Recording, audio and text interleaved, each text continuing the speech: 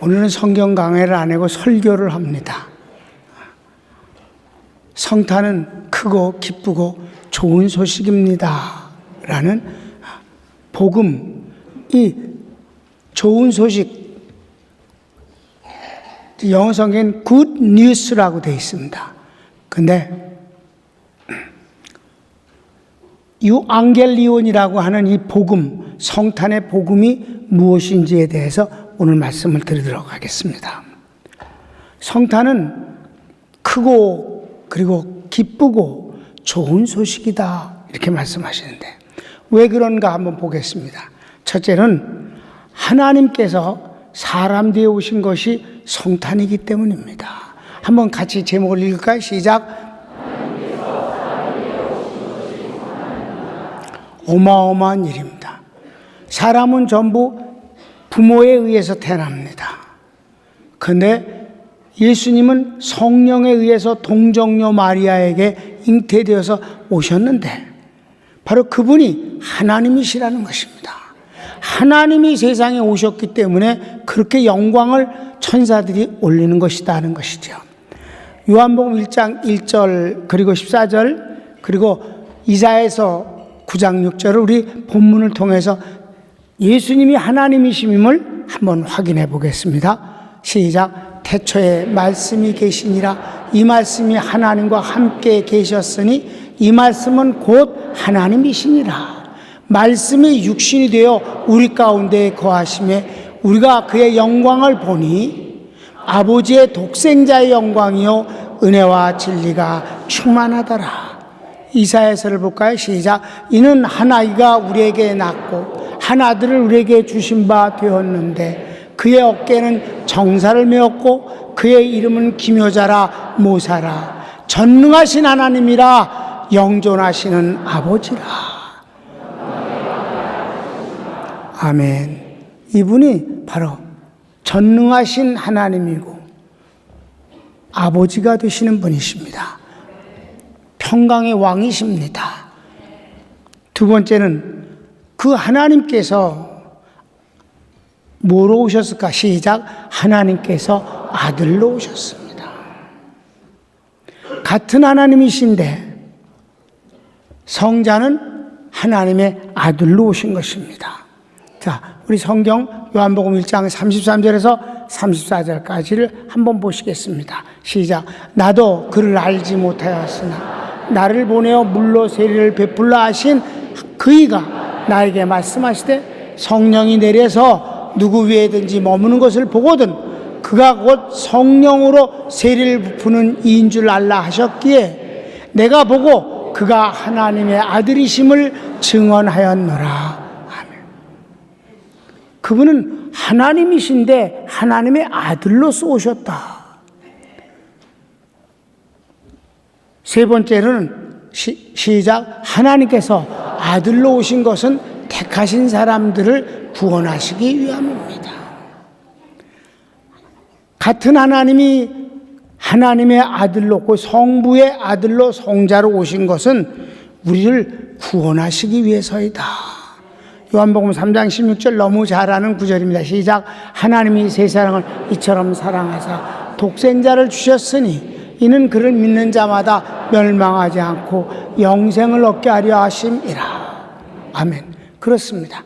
그리고 또 요한복음 4장은 주님이 직접 말씀하신 것입니다. 시작. 여자가 메시아 곧 그리스도 오실 줄을 내가 아노니 그가 오시면 모든 것을 우리에게 알려주시리이다. 예수께서 이르시되 내가 말은 내가 그라 하시니라.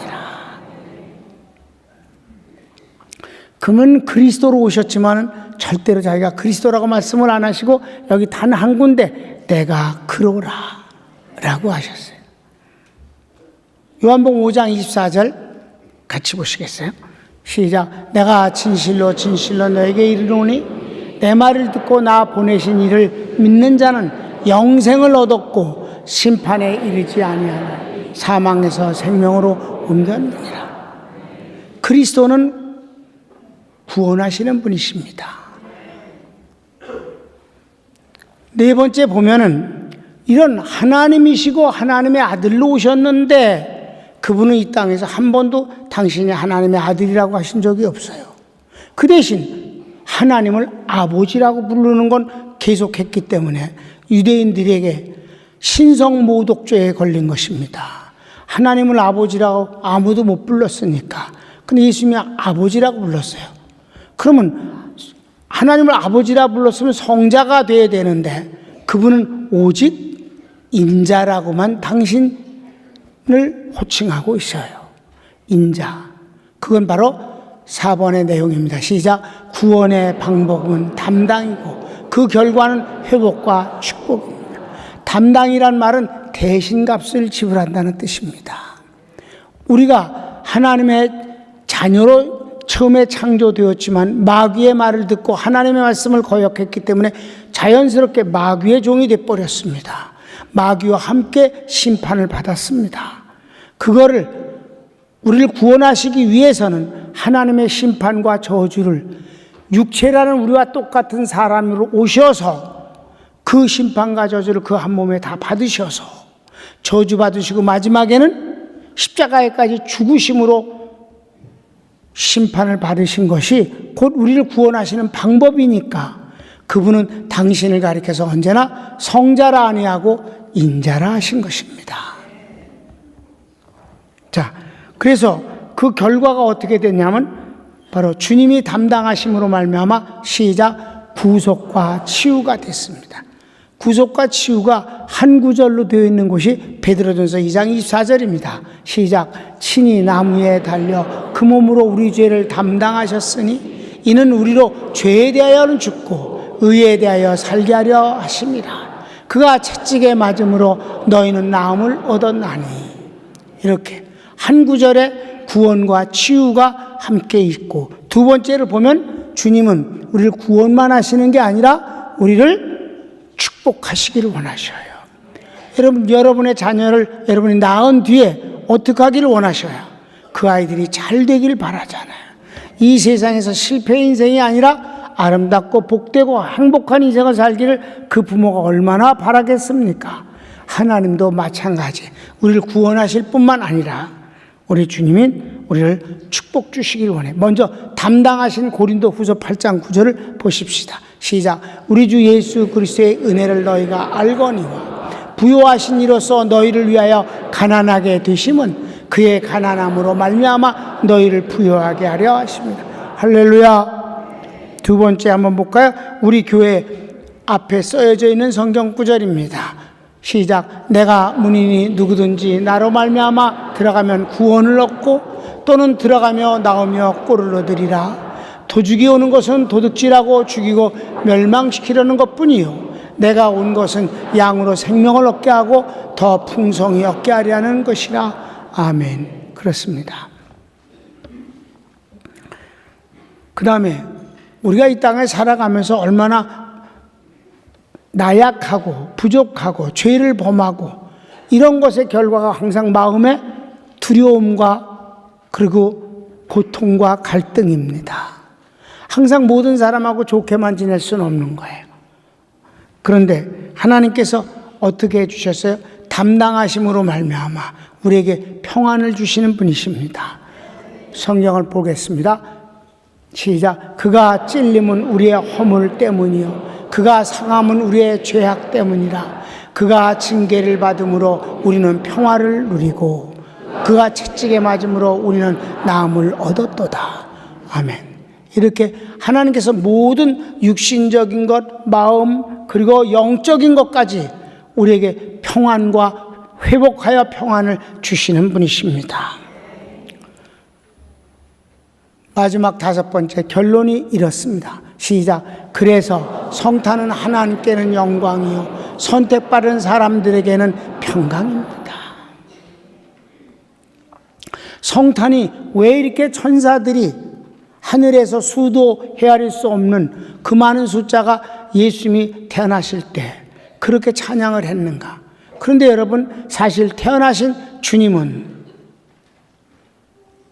마구간에서 태어나셨고 마리아가 아기를 낳고는 제대로 씻지도 못했어요. 아기는 탯줄을 끊고 누일 데가 없어서, 왜냐하면 마구간에서 나왔으니까 강보에 쌓여서 제일 깨끗한 곳이 짐승의 우리통에, 먹이통, 그 먹이통에 구유에 누였다 이 말입니다. 왜 그러셨을까요? 동방에서 온 박사들은 당연히 왕궁에 있을 것이라고 생각했어요. 왜? 왕으로 오시는 분이니까. 그랬다가 크게 실수했습니다. 헤롯 왕에게 이스라엘의 왕이 나지 않았는가? 우리가 하나님으로부터 계시를 받고 별의 인도함을 받아서 여기까지 왔는데 그분에게 우리가 경배하러 왔노라. 헤롯이 깜짝 놀랐어요. 내가 눈이 시퍼렇게 왕인데 우리 아들놈 세놈들이 내 뒤를 이어서 해먹으려고 지금 기다리고 있는데, 아니 왕이 태어나다니 이게 무슨 소리야? 그래서 동방박사 세 사람이 왕국에서 나왔더니 별이 다시 그들을 인도하였는데 인도한 곳이 바로 베들레헴이었다. 가봤더니 구유에 누워 계시고 아기 예수님에게 그들이 경배하고 그들의 선물을 바쳤던 것입니다. 이 땅에 탄생하신 주님께 경배하며 예물을 드렸어요. 그게 바로 성탄에 그냥 지나지 않고 우리가 예물을 드리는 것입니다. 황금과 유향과 몰약입니다. 몰약은 여기서 장사 지내는 사람 관에다 칠하는 거예요. 시체에, 유향은 시체에 바르는 거예요. 곧 죽음을 통해서 우리를 구원하실 그분에게 경배를 했다는 사실을 믿으시기 바랍니다. 예수님이 십자가 앞에를 놓고 하나님 앞에 기도했습니다. 아버지여, 인자로 오신 주님은 십자가의 죽음의 그 고통을 사실 두려워하셨어요. 그래서 아버지여, 할 수만 있으면 이 십자가에 이 잔이 내게서 그냥 지나갈 수는 없겠습니까? 그랬더니 아버지께서 하나님이 응답을 주셨습니다. 내가 이미 영광을 받았고 또 영광을 받으리라. 먼저 영광을 받은 것은 바로 주님이 탄생하셨을 때 천사들이 찬양을 하는 이 영광, 동방박사들이 경배하고 그리고 목자들이 와서 절한 것이 영광입니다. 내가 마구간에 태어난 것을 통해서 내가 이 땅에 온 것을 인하여 내가 영광을 받았고 이제는 내가 십자가의 죽음을 통해서 영광을 받아야 되겠다. 왜? 이 모든 것, 주님이 이 땅에 오신 것은 육체에 담당하시는, 저주를 담당하시는 과정이라면 마지막은 십자가에 죽으시는 것은 우리의 하나님의 심판에서 우리를 건져내시는 담당이기 때문입니다. 그러니 내가 영광을 또 받겠다. 다시 말하면 너는 십자가를 피할 수 없노라. 그래서 예수님께서 십자가에 못 박히셨을 때 마지막에 하신 말씀은 아버지여, 나의 하나님, 나의 하나님, 어찌하여 나를 버리시나이까? 다 이루었습니다. 이게 바로 십자가의 7원 가운데 마지막입니다. 주님은 이렇게 우리를 위하여 구원과 은혜와 축복을 완성하신 것입니다. 그래서 성탄은 구원받은 사람에게 너무나도 놀라운 기쁨과 그리고 영광을 돌려야만 하는 예배가 되는 것입니다. 성탄과 관련된 아름다운 얘기들이 있습니다. 두 가지 정도가 되는데 하나는 산타크로스예요. 그것은 옛날에 신부 하나가, 아주 부자 신부가 있어요. 돈이 많은 신부가 자기 재산을 처분하여 어려운 사람들에게 선물을 나누어 준 것에 기인하여 산타크로스가 만들어졌습니다. 또 하나는 종교 개혁을 일으킨, 혁명을 일으킨 마틴 루터, 그 목사님이 바로 12월 20일 성탄절에 그가 자연을 산책하는데 햇빛이 찬란한 가운데서 그 전나무의 잎에 그 이슬이 얼어서 반짝반짝거리는 것이 너무너무 아름다워서 그것을 가져다가 집에다가 이게 아름답게 만든 것이 바로 크리스마스 추리의 시작이었습니다. 그렇습니다. 성탄에 기뻐하는 축하의 이 시기에는 여러 가지가 동원되니까 불쌍한 사람을 도와주는 산타크로스가 나쁠 건 없어요. 또 추리를 만들어서 함께 즐거워하는 것도 좋은 일입니다. 다만 산타크로스나 추리가 주인공이신 예수님보다 더 뚜렷하게 드러나는 것이 돼서는 안 된다는 것입니다. 주님을 영광스럽게 하고 그분이 오신 것을 감사하고 기뻐하는 과정에 이런 것들이 소독으로 동원되는 것이 나쁠 리는 없는 것입니다. 사랑하는 여러분, 그런데 여기서 재미있는 것이 있습니다.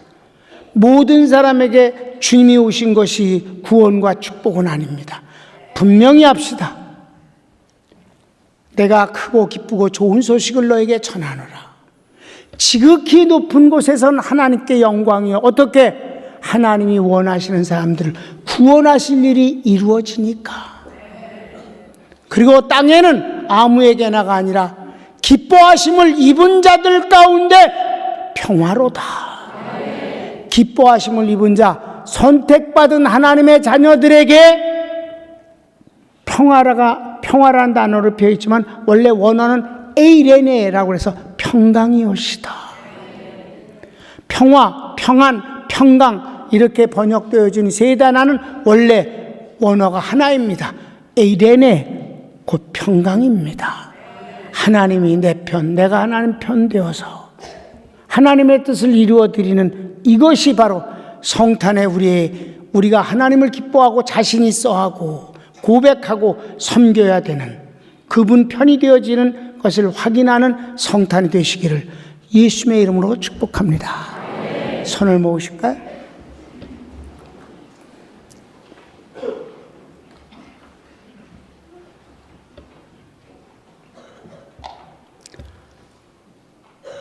오늘 제가 성탄 감사한금을 드리면서 하나님께서 내게 주신 최고의 선물은 예수님입니다라고 고백했습니다.